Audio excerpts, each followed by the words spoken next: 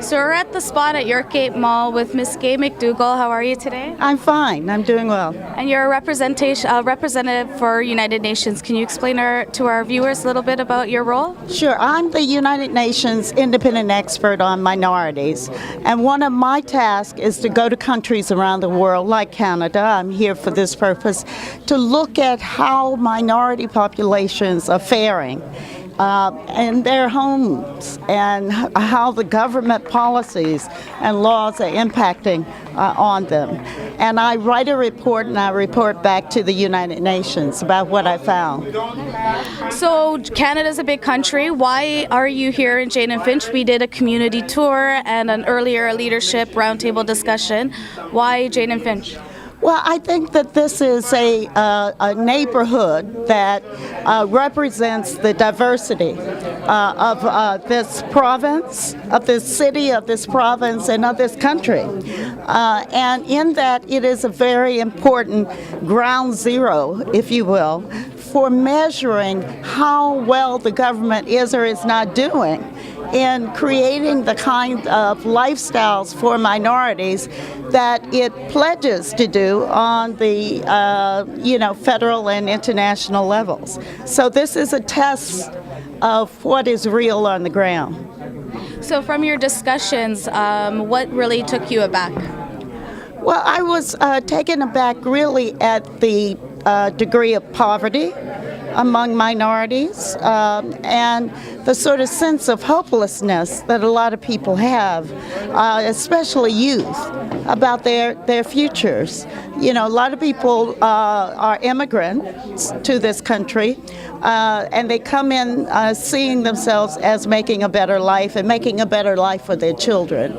And as I sat here in the spot, I heard stories from young people that didn't quite say that, didn't quite say that they're feeling that their lives are going to be better. And I think that's very, very problematic. So although you were taken aback with some issues, what was something that was a highlight to you that really hit home with you? Well, to me, the highlight is how communities are taking up their problems themselves, and whether or not they have the kind of support that they need to do that well, they're doing it, and they're taking charge. And here I've seen young people taking charge of their lives and trying to help their fellow young people mend their broken lives and move forward. So that's very impressive. Yeah. So from this visit to Canada, Jane-Finch, where will you take back this information and how would that play out? Well, first of all, I will go back to Ottawa and say what I've learned here in Jane-Finch and in this greater Toronto area. And from there, I will give a report in Geneva in March. So I will be telling a world community about what I found here. Okay. So the report that you write, will we be able to access it on the ground level and even post it on janeandfinch.com for everybody to see? Absolutely. I'm going to make sure you get a copy, an electronic copy that you can post on your website. All right. Awesome. Yeah. Thank you so much. Any powerful words to our viewers?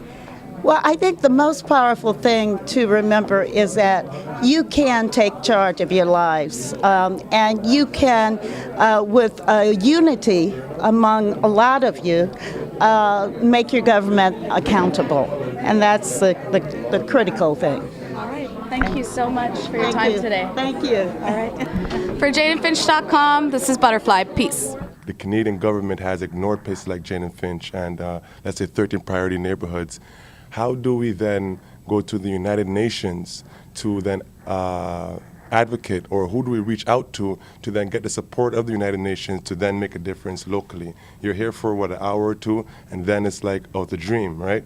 Is there a contact that we could email you? Is there another person that's like you there that could take on this? And then how would they support us towards asking our government to support grassroots organizations and to get hospitals that could help with gunshot wounds or to help with daycares and on and on and on? Not all at once, but some meaningful steps towards making that difference. You are absolutely right.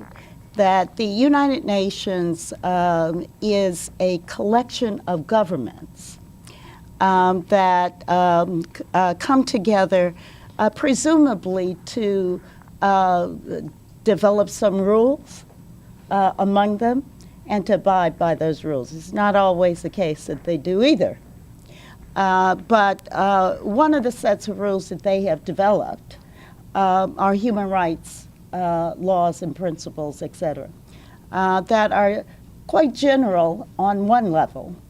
But they agree to let people like myself, and I actually don't work for the United Nations. I do a special sort of volunteer, a job for the UN, which is that I go around the countries like this one, and I talk to government and I talk to community-based groups. And I report back on whether or not the country is in fact doing what it says it's doing and has promised that it will do.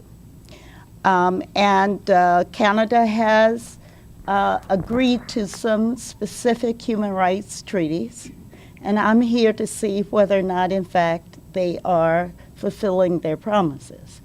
Now, so I guess on one level, I'm the one that you tell your issues to.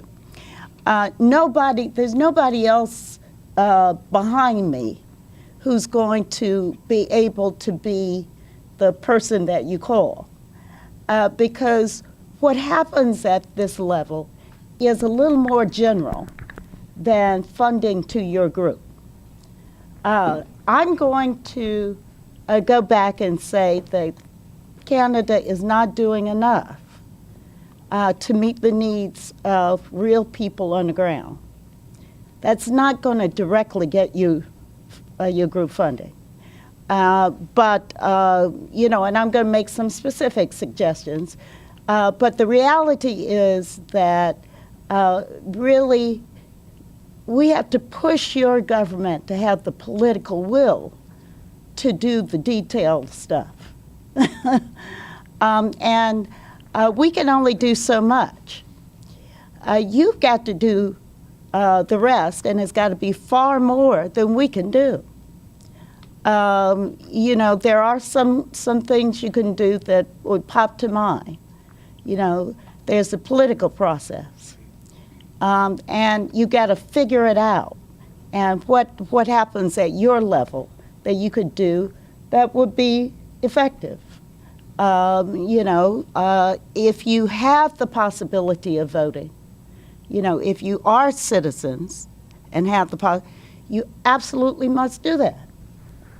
If your parents are citizens and you're not eligible to vote yet, you got to make sure. If you're not eligible to vote, you got to support candidates, and you got to push them to do what the community needs to do. There's no substitute on the international level for that kind of on-the-ground political activism. One of the things I'm looking at is how many faces of color can I see on the city council, on the provincial parliament, on the federal parliament, in the government. Where are all of you and your parents in terms of these decision-making bodies? So I'm going to ask that question to the government. And I'm going to say that, as far as I can see, this is a real problem. And I can't tell them specifically what to do, but I could tell them that I'm going to keep saying it's a problem until I see some change. There were comments about people who were immigrants coming from other countries, racialized people with qualifications who cannot get jobs. Usually when people speak about racialized people, they think about immigrants. Africans, for one, have been in this country since at least 1603. That's not recognized anywhere in the curriculum, number one. 7th, 8th, 9th generation African Canadian is treated the same way as me, who came from Guyana about 30 years ago. The other thing is access to education. at the University of Toronto, the transitional year program, which was put in place in 1968, when a group of African Caribbean people fought to get that established. On Monday, the university is starting a process to dismantle this program. This program is for people who have dropped out of school, who are at least 21 years old and want to continue and get a university education. The University of Toronto, in spite of the rhetoric about equity and access, is starting the process of dismantling this program come Monday. There's the transitional year program, and there's the academic bridging program. So I'm surprised that people don't know about it. It's been around 40 years. The other thing is the political process. I'm going to wrap up. Where you don't have to have an education to become involved in the political process. In the 1990s, when Mike Harris was elected, there were white women who became involved as activist parents because their children's education was being affected. Today, several of those women are in elected government positions. One of them is our Minister of Education, Kathleen Wynne. I remember when Kathleen Wynne was an activist parent with many of us who were parents at the Toronto District School Board. Shelley Carroll, who I understand will be running for mayor of Toronto, was one of those activist parents. From the 1990s to now, several of these women are in elected political positions. So that's just to tell you how white skin privilege is what affects who is elected to government positions in this country. So now that we had this discussion and everything, we've had this nice, warm, tight-knit bongo drum cycle, right? What are we going to do from here? Because, I mean, I'm pretty sure you're going to leave here now, you're going to talk to the big wigs, and they're going to give us the same bull. I have no power to move your government. If they want to do something, they'll have my recommendations.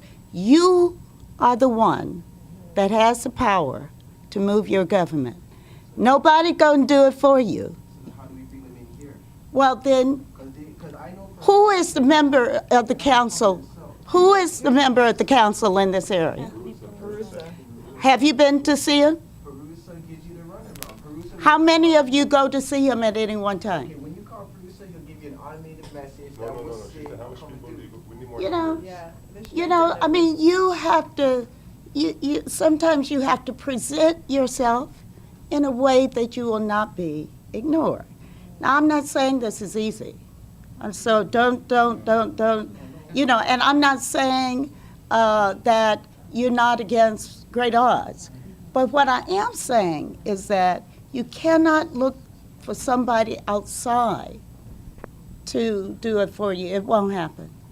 All I can do is write a report.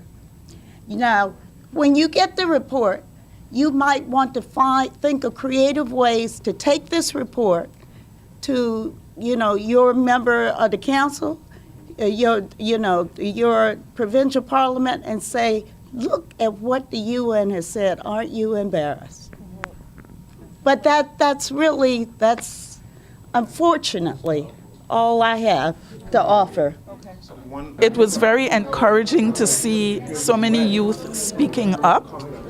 It's amazing because usually when people, whether they're youth or not, live in, should I say, racialized skins, they do not have the opportunity to voice their opinion to a body as high as the United Nations. So I'm really encouraged that so many people, youth, came out this Saturday morning, or is it afternoon now, to voice their opinions and to make sure that their lived realities will be reflected in this report.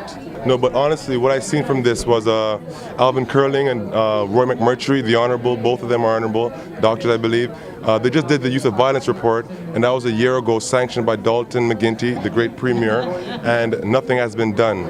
So it's for us to keep challenging them and say, okay, now that the report is done, what to do. But before the year has even transpired fully, here you are with the United Nations, they're conducting their own report. So I think it's a place where we should all come together now. We should assess all the reports that have been done and challenge the powers that be that say that, you know what, you've got the results you want, you spending the money on these reports, now let's mobilize the community and make that difference. So that's the Roots to Youth Violence, that's the Faulkner report, that's even the Stephen Lewis report 20 years ago. Like, there have been so many reports. We have been reported, we have been studied to death, and nothing has been done. All these reports sit on the shelves. There have been so many reports. I cannot even begin to tell you how many people I have been interviewed by who have done I remember a woman came to me, she wanted to find out about the Negana program, which was an African-centered secondary program, and it seems to have disappeared. And I'm waiting for this woman to get back to me, and not a word. And this is the kind of thing that happens. But what I'm really encouraged about is that there will be a report written by the United Nations expert on minority issues, which will be available to us so that we can use it to, I hope, do more than shame the government, to push them into addressing the issues that have been brought up here. what did you think about today's roundtable discussion? I think it's going to be the same thing. You make your opinions, you make your points, and after that it's going to be the round and round circle again. Like I said, it's a tight-knit bongo drum. I love it. We're all beating the bongos, we're all getting together, but after this, where's it going to go? Right? So I challenged her, she challenged me back. Where are we going to take it from here? We'll see. So the challenge that was put forward to you, what do you think you can do? I think I can get more involved, like doing talks like this, joining any political group I could be part of, and just harassing anybody that wants to listen. And if they don't want to listen, I'll make them listen. And that's pretty much all I can do. What did you think about today's roundtable discussion? What I thought about today, I think this is a really important reunion that we have to have in order to get our voices heard, especially about the issues that are happening right now.